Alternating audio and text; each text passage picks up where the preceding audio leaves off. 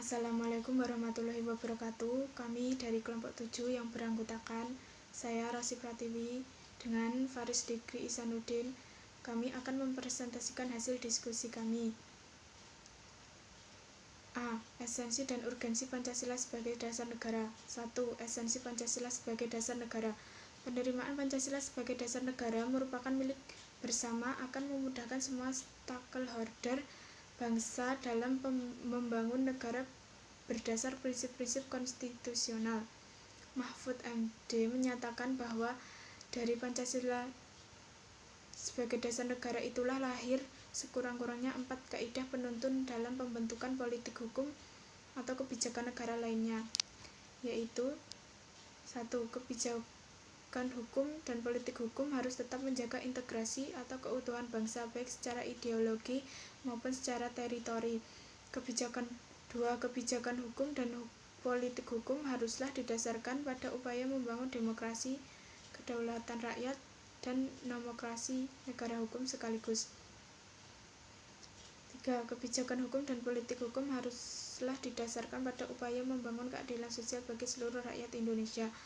4. Kebijakan umum dan politik haruslah didasarkan pada prinsip toleransi beragama yang berkeadaban. Pancasila sebagai dasar negara menurut Pasal 2 Undang-Undang Republik Indonesia Nomor 12 Tahun 2011 tentang pembentukan peraturan perundang-undangan merupakan sumber dari segala sumber hukum negara. Pancasila adalah substansi esensial yang mendapatkan kedudukan formal yuridis dalam pembukuan Undang-Undang Dasar Negara Republik Indonesia tahun 1945. Kedudukan Pancasila sebagai dasar negara dapat dirinci sebagai berikut. 1. Pancasila sebagai dasar negara adalah sumber dari segala sumber tertib hukum Indonesia. 2. Meliputi suasana kebatinan dari Undang-Undang Dasar 1945. 3. Mewujudkan cita-cita hukum bagi dasar negara, baik hukum dasar tertulis maupun tidak tertulis. 4. Mengandung norma yang mengharuskan undang-undang mengandung isi yang mewajibkan pemerintah dan lain-lainnya memegang teguh cita-cita moral rakyat yang luhur. 5.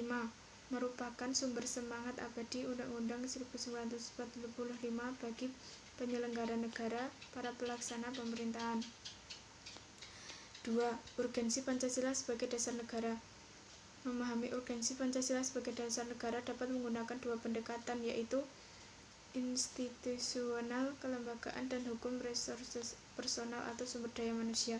Pendekatan institusional yaitu membentuk dan menyelenggarakan negara yang bersumber pada nilai-nilai Pancasila, sehingga negara Indonesia memenuhi unsur-unsur sebagai negara modern yang menjamin terwujudnya tujuan negara atau terpenuhinya kepentingan nasional.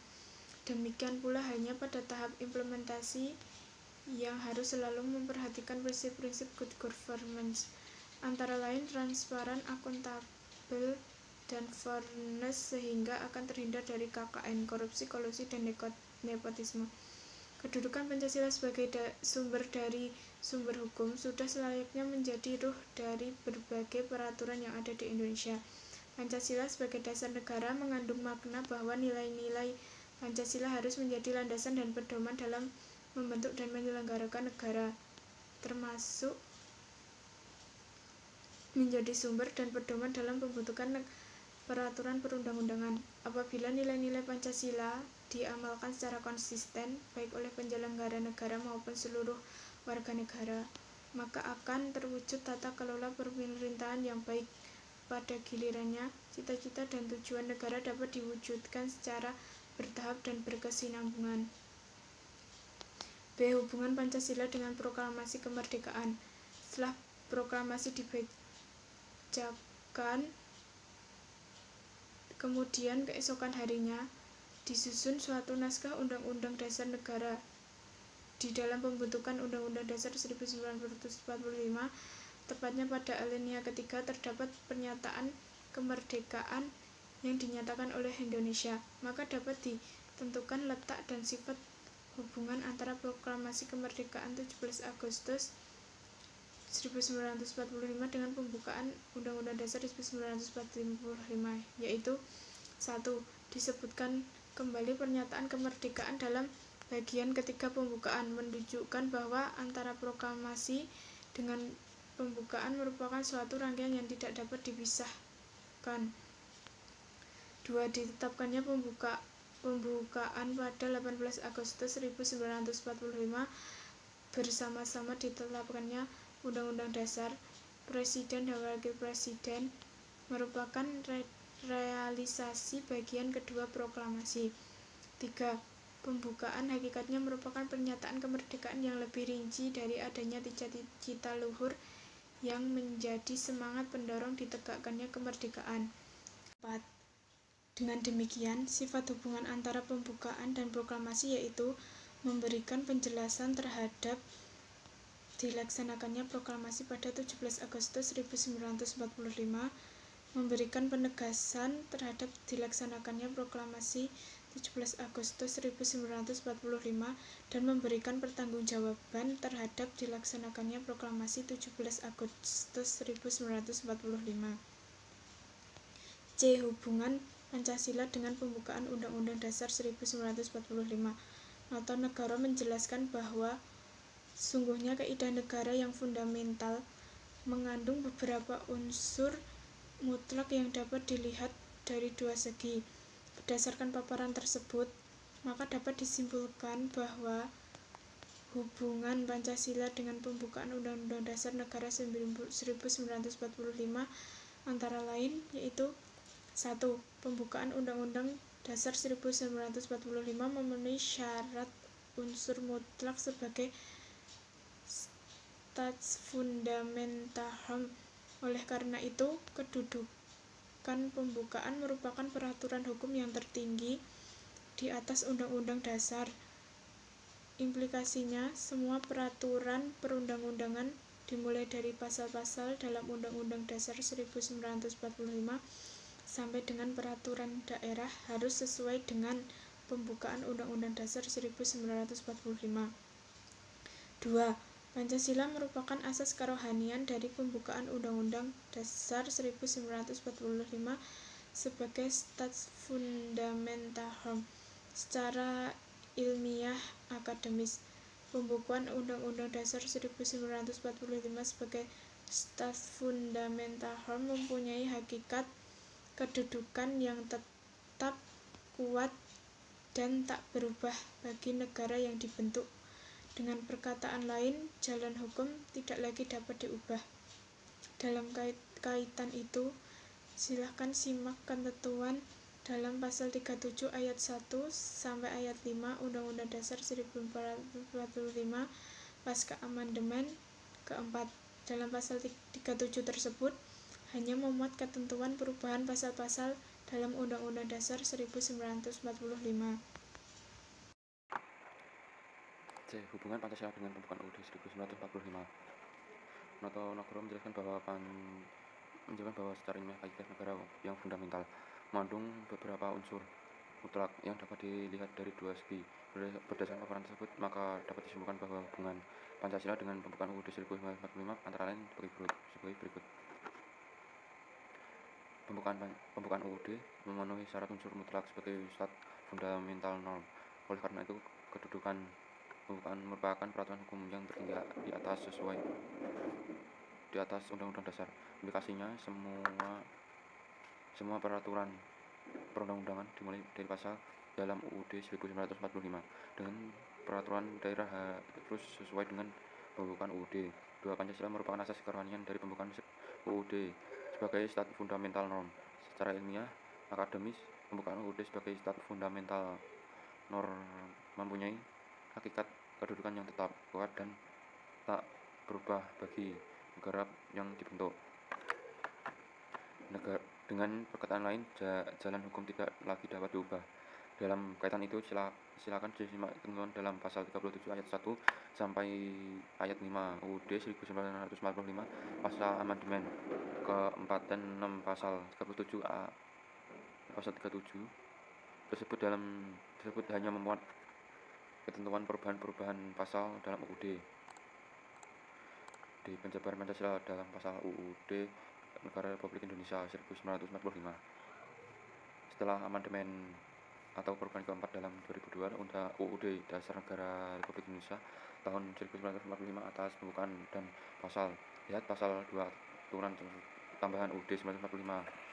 Meskipun penjelasan UUD 1945 sudah bukan merupakan hukum positif, tetapi penjelasan yang bersifat normatif sudah dimuat dalam pasal UUD 1945. Apabila disederhanakan, maka pola pemilikan tersebut dapat diuraikan sebagai berikut. 1. Pancasila merupakan asas kerohanian dalam pembukaan UUD sebagai stat fundamental norm. Pembukaan UUD 1945 dikristalisasikan dalam wujud pokok pikiran yang terkandung dalam pembukaan UUD. 3. Pokok pikiran yang terkandung dalam pembukaan UUD terjemah dalam pasal UUD 1945. Dalam kaitannya dalam penjabaran Pancasila dalam pasal UUD, perlu Anda ingat kembali uraian terdahulu yang mengemukakan bahwa Pancasila merupakan nilai dasar sifatnya permanen dalam arti secara ilmiah atau akademis, terutama menurut ilmu hukum, tidak dapat diubah karena merupakan asas kerohanian atau nilai inti dari pembukaan UUD 1945 sebagai kaidah negara yang fundamental. Implikasi pasal dalam UUD tidak bersifat permanen, artinya dapat diubah berdasarkan ketentuan dalam pasal 37 ayat 1 sampai dengan ayat 5 UUD 1945. Implementasi Pancasila dalam perumusan kebijakan atau bidang politik. Implementasi Pancasila dalam perumusan kebijakan pada bidang politik dapat ditransformasikan melalui sistem politik yang bertumpu kepada asas kedaulatan rakyat berdasarkan konstitusi. Mengacu pada pasal 1 ayat 2 UUD 1945, beberapa konsep dasar implementasi nilai-nilai Pancasila dalam bidang politik dapat dikemukakan sebagai berikut. Sektor suprastruktur politik. Infrastruktur politik adalah semua lembaga pemerintahan. Semua lembaga pemerintahan menjalankan tugas dan fungsinya sesuai batas kewenangan yang ditentukan dalam UUD dan peraturan undang-undangan lainnya. Sektor masyarakat. Dikemukakan bahwa yang dimaksud dengan infrastruktur politik yaitu lembaga-lembaga politik sosial seperti organisasi kemasyarakatan, partai politik, dan media massa. Fungsi memberikan masukan tersebut mendorong infrastruktur berperan sebagai interest group dan atau pressure group. 2. Bidang ekonomi. Menurut pandangan Mubiarto dalam Usman dan Alfian mengenai 5 prinsip pembangunan ekonomi yang mengacu pada nilai-nilai Pancasila, yaitu sebagai berikut. 1. Ketuhanan yang Maha Esa. Roda perekonomian digerakkan oleh rangsangan-rangsangan ekonomi dan moral kemanusiaan. 2. Kemanusiaan yang adil dan beradab. Ada kehendak kuat dari seluruh masyarakat untuk mewujudkan pemerataan sosial atau disebut egalitarian sesuai asas kemanusiaan. 3. Persatuan Indonesia. Prioritas kebijakan ekonomi adalah penciptaan perekonomian nasional yang tangguh. Hal ini berarti nasionalisme menjiwai setiap kebijakan ekonomi. 4. Kerakyatan yang dipimpin oleh hikmat bijaksanaan dalam permusyawaratan perwakilan. Koperasi merupakan sektor guru perekonomian dan merupakan bentuk saling konflik dari usaha bersama. Keadilan sosial bagi seluruh rakyat Indonesia. Adanya keimbangan yang jelas dan tegas antara perancangan di tingkat nasional dan desentralisasi dalam pelaksanaan kebijaksanaan ekonomi untuk mencapai keadilan ekonomi dan keadilan sosial. 3. Bidang sosial budaya. Sejatinya masyarakat Indonesia memiliki karakter hidup bergotong royong sebagaimana disampaikan oleh Bung Karno dalam pidatonya 1 Juni 1945. Namun akhir-akhir ini semangat gotong royongan di kalangan masyarakat menunjukkan gejala semakin mundur. Strategi yang harus dilaksanakan pemerintah dalam memperkokoh kesatuan dan persatuan melalui pembangunan sosial budaya ditentukan dalam pasal 31 ayat 5 dan pasal 32 ayat 1 dan ayat 2 UUD 1945.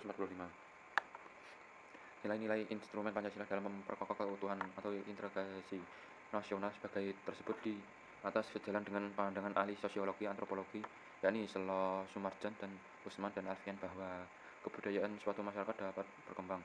Mungkin perkembangan lambat, maka semua kebijakan sosial budaya yang harus dikembangkan dalam kehidupan bermasyarakat, berbangsa, dan bernegara di Indonesia harus menekankan rasa kebersamaan dan semangat kegotong royongan, karena gotong royong merupakan kepribadian bangsa Indonesia yang konstruktif, sehingga budaya tersebut harus dikembangkan dalam konteks kekinian.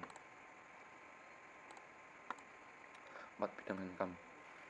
Berdasarkan ketentuan dalam pasal 27 ayat 3 UUD 1945.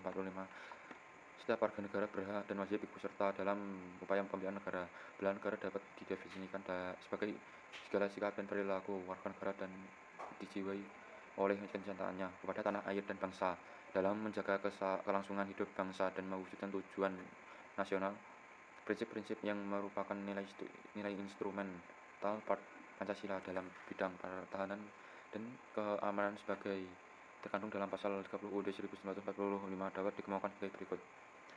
1. Kedudukan warga negara dalam pertahanan dan keamanan berdasarkan pasal 30 ayat 1 UUD 1945. Tiap warga negara berhak dan wajib ikut serta dalam usaha pertahanan dan keamanan negara. 2. Sistem pertahanan dan keamanan. Adapun sistem pertahanan yang keamanan yang dianut adalah sistem pertahanan dan keamanan rakyat semesta yang lazim disingkat Sisenkamrata. Dalam Sisenkamrata, TNI dan Polri merupakan kekuatan utama, sedangkan rakyat sebagai kekuatan pendukung. 3. Tugas pokok TNI terdiri atas Angkatan Darat, Angkatan Laut, dan Angkatan Udara sebagai alat negara dengan tugas pokok mempertahankan dan melindungi, memelihara kedaulatan dan kedaulatan negara. 4. Tugas pokok Polri sebagai alat negara yang menjaga keamanan dan ketertiban masyarakat, mempunyai tugas pokok melindungi, mengayomi, melayani masyarakat, serta menegakkan hukum. Berdasarkan uraian di atas, jelas bahwa kelangsungan di hidup bangsa dan bernegara bukan hanya tanggung jawab TNI dan Polri, melainkan juga merupakan tanggung jawab seluruh warga negara Indonesia, tidak terkecuali Anda. Bukanlah Anda sepakat bahwa asas politik negara Indonesia adalah kedaulatan rakyat yang dapat dimaknai bahwa negara Indonesia memiliki seluruh warga negara termasuk Anda. Ibaratnya, negara Indonesia adalah rumah Anda. Siapakah yang bertanggung jawab menjaga keselamatan rumah tangga dengan segala isinya? Sudah barang tertentu Anda sepakat bahwa yang bertanggung jawab adalah seluruh pemilik rumah tersebut. Berdasarkan analogi rumah tersebut, maka logis apabila seluruh warga negara merasa bertanggung jawab dalam bidang pertahanan dan keamanan negara. Sekian dari saya dan kelompok saya. Wassalamualaikum warahmatullahi wabarakatuh.